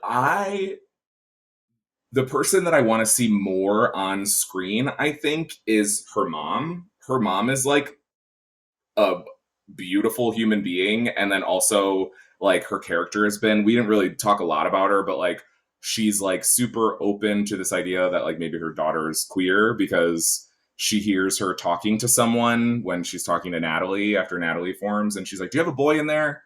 Do you have a girl in there? And, like, you know, she's totally cool. It's giving very Kamala Khan's parents. Like, I love that they keep introducing these familial characters that are like, yeah, this is what a good family would look like. So maybe she's not the hottest, but she is beautiful, and I want to see more of her because I can't wait to see how that group of the show, like maybe we lose the gang, but I think we get this little coven of woo woo crystal ladies in the next three. So I guess we'll find out.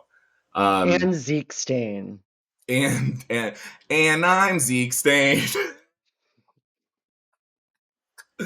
Okay, coming to you live from Zeke Stain's secret bunker. Thanks for listening. We will be recording next week with a different bonus hot nerd, our friend Ryan, and not the one that you not that one, not this one, but a different third one, a secret third thing. Every other Ryan. Exactly. And you're not allowed to say how we're all the same.